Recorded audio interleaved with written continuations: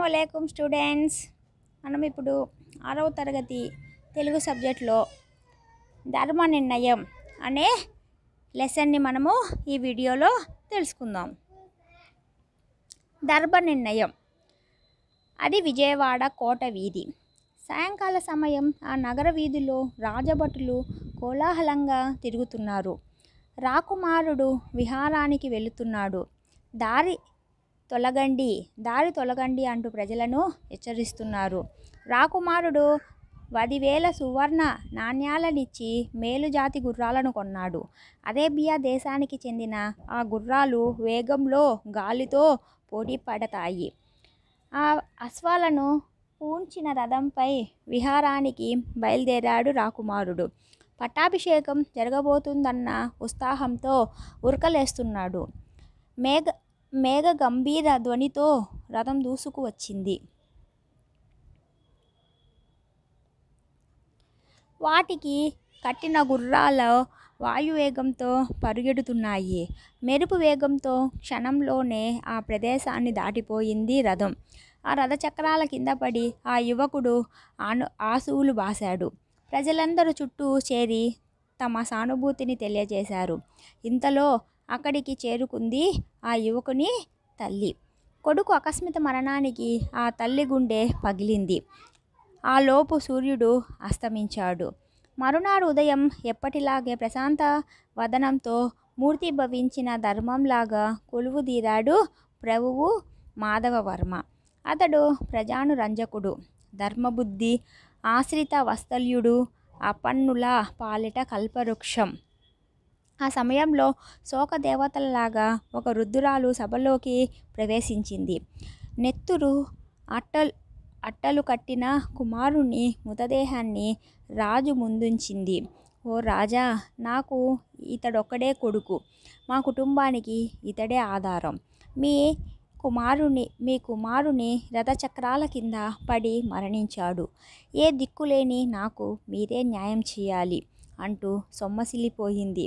ఆమెకు సపర్యలు చేయమని ఆజ్ఞాపించాడు రాజు.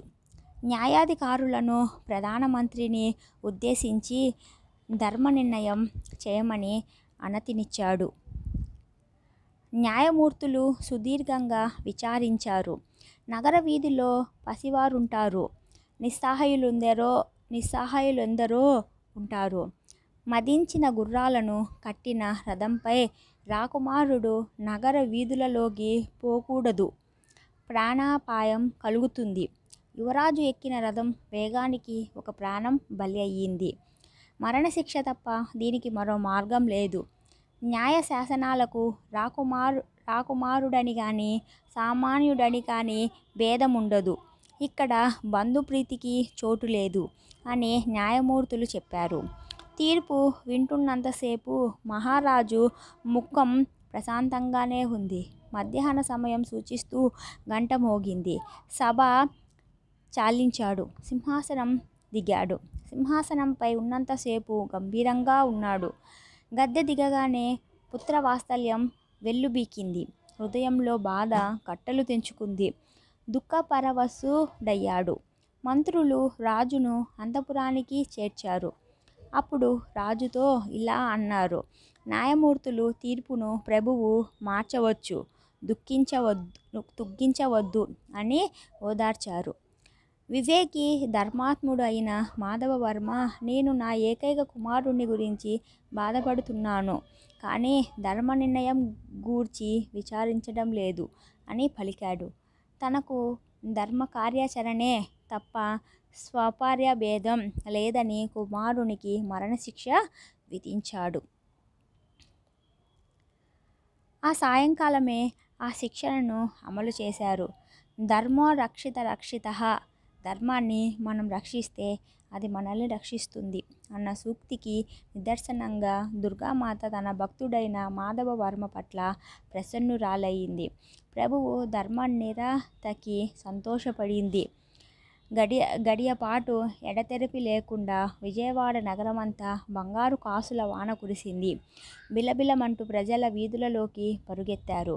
అలా కనకవర్షం కురిపించిన దుర్గాదేవిని ఆనాటి నుండి కనకదుర్గగా పిలుచుకుంటారు ప్రజలు. దుర్గాదేవి అనుగ్రహంతో రాకుమారుడు యువకుడు సజీవులయ్యారు. మాధవవర్మ ధర్మ నిర్ణయాన్ని ప్రజలందరూ మెచ్చుకున్నారు. రాకుమారుడు తరువాత యువరాజుగా పట్టాభిషేకుడయ్యాడు. దీనికి సంబంధించిన మిగిలిన ఎక్స్ప్లెనేషన్ అనేది మనం ఆన్లైన్ క్లాసులో చూద్దామా. అల్లా హాఫీజ్.